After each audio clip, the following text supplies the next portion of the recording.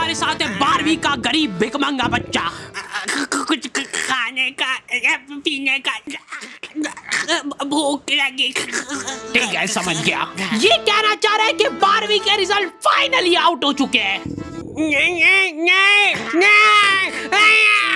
मैं समझ सकता हूँ, ये मोमेंट ही कुछ इमोशनल सा होता है। मेरे को आज भी याद है जब मेरा 12वीं का रिजल्ट आया था। मेरे बाप को मेरे पे पूरा भरोसा था, इसलिए उनने वेबसाइट खुलने का इंतजार ही नहीं करा। बेटा तुम आईएएस की तैयारी छोड़ दो। पर पापा मैं कर भी नहीं रहा हूँ। तेरे स्कूल की फीस के चक्कर में मैं दारू नहीं पी पाया।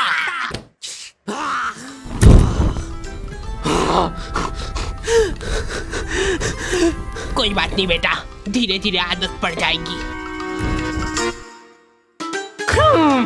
तो आ गए फिर से। तो ये बोर्ड एग्जाम वाले रिजल्ट तो अनाउंस कर देते हैं, पर इनकी झटुकली वेबसाइट खोलते से क्रैश हो जा रही है। मेरे घर वालों को ऐसा लग रहा था कि भाई मैंने कुछ छेड़खानी करी है जिससे वेबसाइट नहीं खुल रही है। ऊपर से मेरे गलीज दोस्त और अलग से फोन लगा के बोल रहे हैं हमारा तो आ गया, तेरा क्यों नहीं आया अभी तक? कोई बात नहीं बेटा, फेलियर जिंदगी का पार्ट है। अरे पर नहीं बेटा, ऐसे हिम्मत नहीं हारते। मत सोच, कुछ भी गलत कदम उठाने की मत सोचना। बहुत जल्दीबाजी में बनाई इन लोगों ने ये वेबसाइट। बस एक 12वीं के लौंडे ने आके इनको हेलो वर्ल्ड प्रिंट करके दिखा दिया।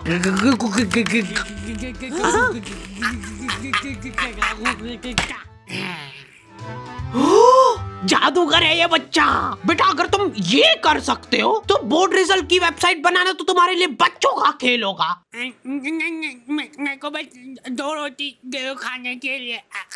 ये कह रहा है कि कल तक वेबसाइट बन जाएगी। मेरे घर वालों को चाहिए था कि मेरा न्यूज़पेपर में नाम आए टॉपर्स की लिस्ट में। मैंने दोस्तों को ये बात बताई तो कह रहे, देख अपन तीनों एक दूसरे को चाकू मारेंगे एक साथ। तीनों भाइयों का साथ में फोटो आएगा। 1 2 3। हमारे यहाँ पे जो टॉपर्स है उनका भी न्यूज़पेपर में फोटो आ रहा है और जो फेल हो गए उनका भी। एक दिन मेरा दोस्त आके बोलता है, देख अगर तेको अच्छा कॉलेज चाहिए तो देखो एंट्रेंस एग्जाम देनी पड़ेगी। मैंने सोचा ठीक है, लेकिन जब मैं तैयारी करने लगा तब मेरे को पता चला कि भाई ये एग्जाम 15 से 20 लाख लोग देंगे और उनमें से सिलेक्शन गिनती के 2-4 लोगों का होगा। जो सबसे ज्यादा, हाँ इधर मेरे सबसे ज्यादा मार्क्स लोअर कैटेगरी से होगा।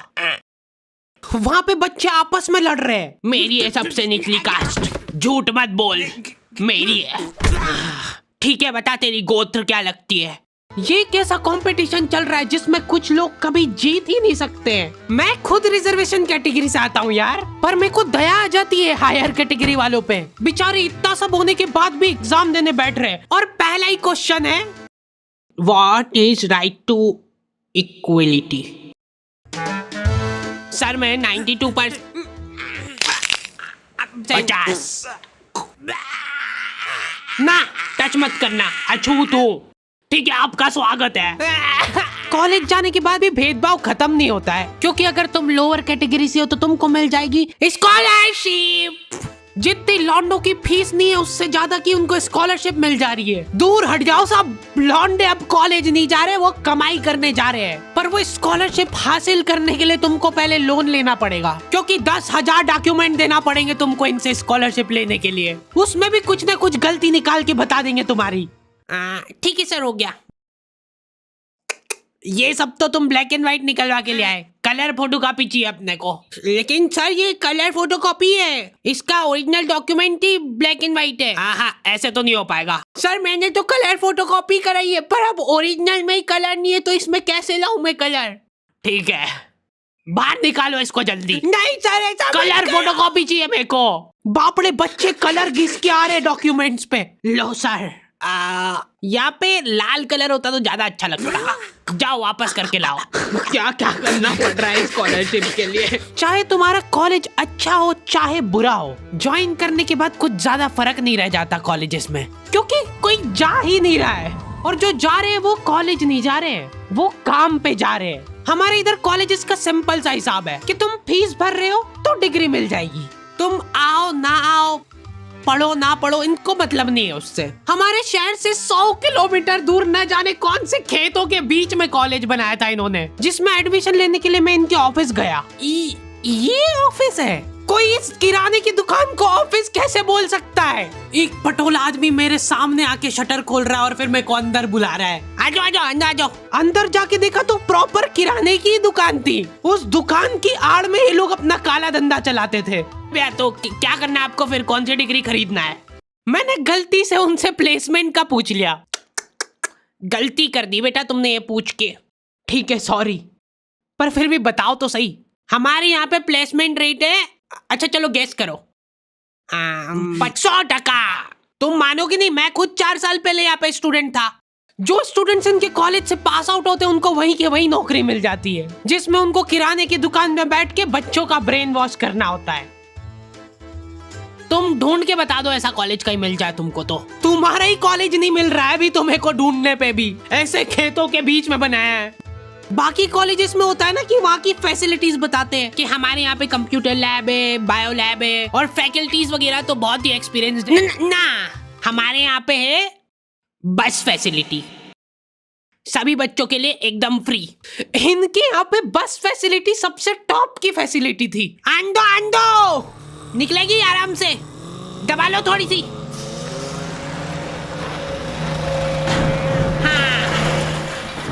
मेरे स्कूल के अब्दुल और रफीक यहाँ पे भी पार्ट टाइम काम करते थे, लेकिन कॉलेज वाले फ्री बस फैसिलिटी देने के बाद खुद पछता रहे थे, क्योंकि बच्चों के घर वाले अपने पर्सनल काम के लिए यूज करने लग गए थे बस को। अरे जरा सा आगे यहाँ किराने की दुकान पे रोक देना यार। इनका ऑफिस ना किराने की दुकान देख के मेरे को ये तो पता चल गया था कि ये लोग 4 दीवार खड़ी करते हैं और उसको कुछ भी नाम दे देते हैं।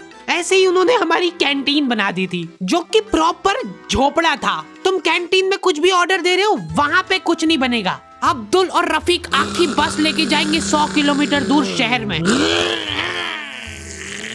हट जाओ इमरजेंसी है।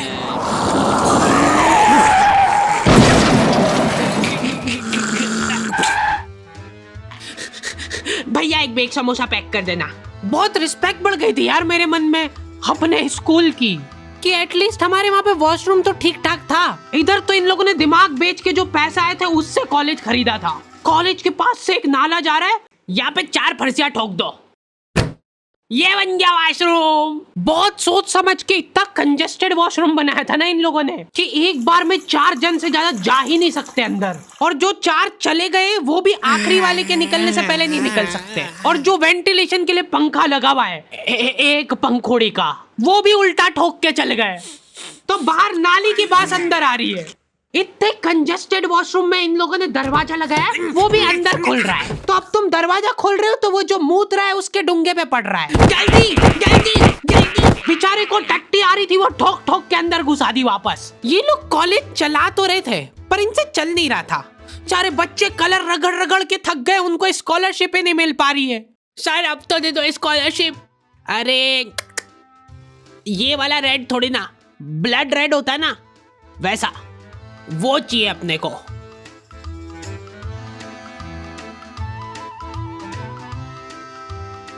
ये लीजिए सर, आपकी रिपोर्ट आ गई।